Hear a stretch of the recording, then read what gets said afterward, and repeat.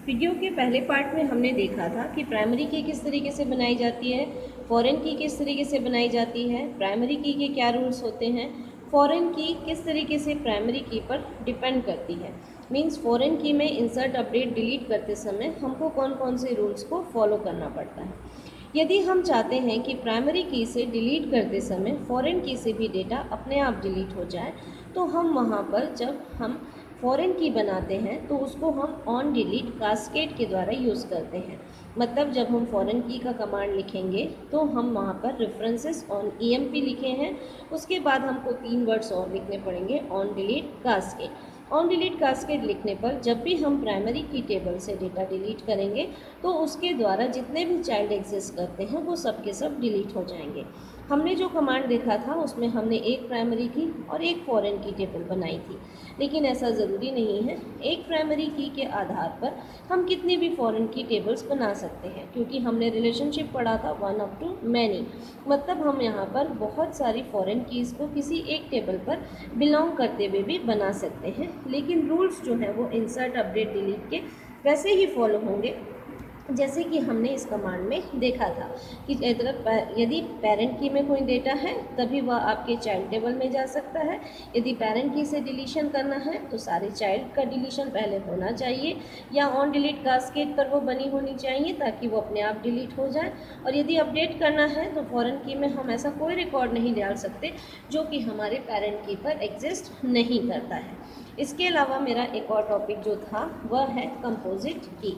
यदि हम कोई भी टेबल बनाना चाहते हैं और उस पर हम जितने भी कॉलम्स हैं उसमें से एक को छोड़ करके 2 या 3 पर हम प्राइमरी की बनाना चाहते हैं, मतलब हमारी जो प्राइमरी की है वो एक कॉलम पर आधारित ना हो करके 2 या 3 कॉलम या उससे अधिक कॉलम पर हम बनाना चाहते हैं, तो ऐसी प्राइमरी की जो 2 या 2 से अधिक कॉलम को मिलाकर बनाई जाती है उसे हम कंपोजिट की कहते हैं। कंपोजिट की बनाने का कंसेप्ट जो है या जो कमांड है वो बहुत ईजी है।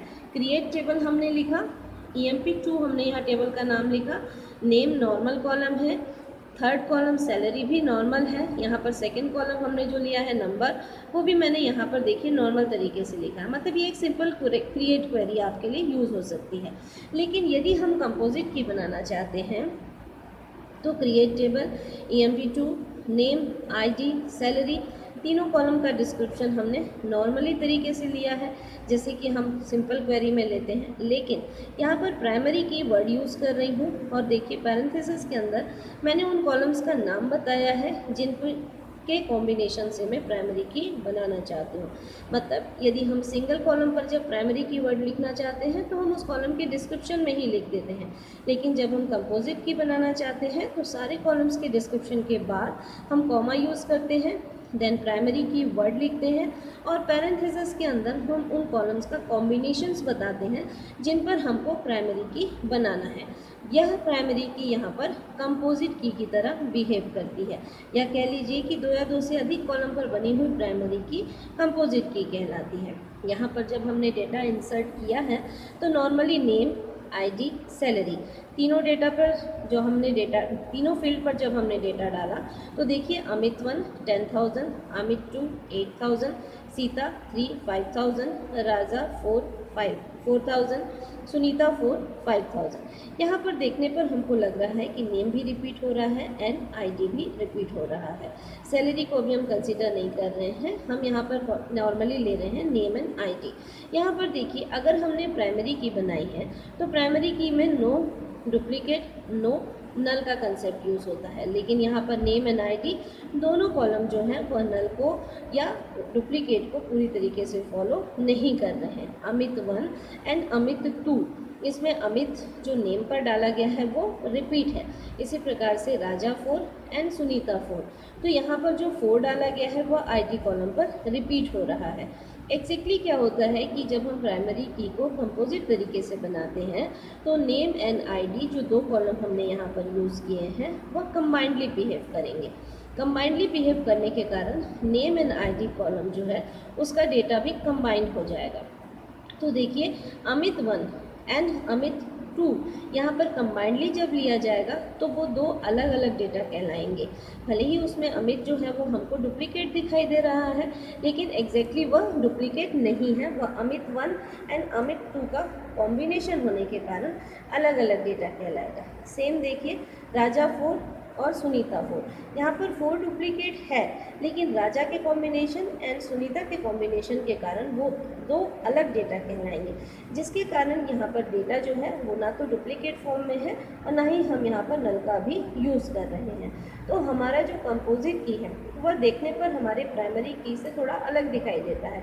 हमको लगता है कि हमारी टेबल में डुप्लीकेट डेटा है, लेकिन जब हम उसको समझते हैं और हम उसको कंसीडर करते हैं कि वह की किस बेस पर बनाई गई है, तब हमको यह देखना पड़ता है कि कौन से कॉलम्स हैं जिनको हमने कंबाइंडली यूज़ किया है। और कंबाइंडली यूज़ करने पर वह डेटा जो है वो दिखने में डुप्लीकेट है, लेकिन जिस कॉलम के साथ उसका कॉम्बिनेशन लिया गया है उसके साथ वह एक अलग तरीके का डेटा डिस्प्ले हो रहा है या वो एक अलग तरीके से बिहेव कर रहा है। तो देखने पर हमको लग रहा है कि डुप्लीकेट है, लेकिन एग्जैक्टली प्रोसेसिंग के समय में वो डेटा डुप्लीकेट नहीं है। तो इस प्रकार से हमारे 3 की को हमने ओरेकल में बनाया है, प्राइमरी की, फॉरेन की एंड कंपोजिट की।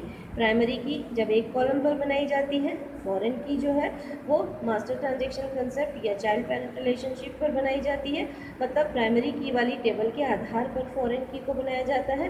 और इसी प्रकार से जब हम एक से ज़्यादा कॉलम पर प्राइमरी की बनाना चाहते हैं तो हम उसके लिए कंपोजिट की को यूज़ करते हैं। मैंने जो यहाँ पर कंपोजिट की बनाई है वो 2 कॉलम पर बनाई है, आप चाहें तो 3, 4 जितने कॉलम्स का कॉम्बिनेशन आप लेना चाहें यहाँ पर ले सकते हैं। लेकिन जैसे जैसे हमारे प्राइमरी की को बनाने पर कॉलम का कॉम्बिनेशन बढ़ता जाएगा, हमारा डेटा भी उतना ही कॉम्प्लेक्स होता जाएगा, जिसके लिए हमको यहाँ पर फिर और स्पेसिफिक तरीके से डेटा को देखने की आवश्यकता पड़ेगी। तो हमने ये दोनों वीडियो के पार्ट्स में 3 प्राइमरी की, फॉरेन की एंड कंपोजिट की को बनाया है और उसको एग्जाम्पल के थ्रू एक्सप्लेन किया है। Thank you.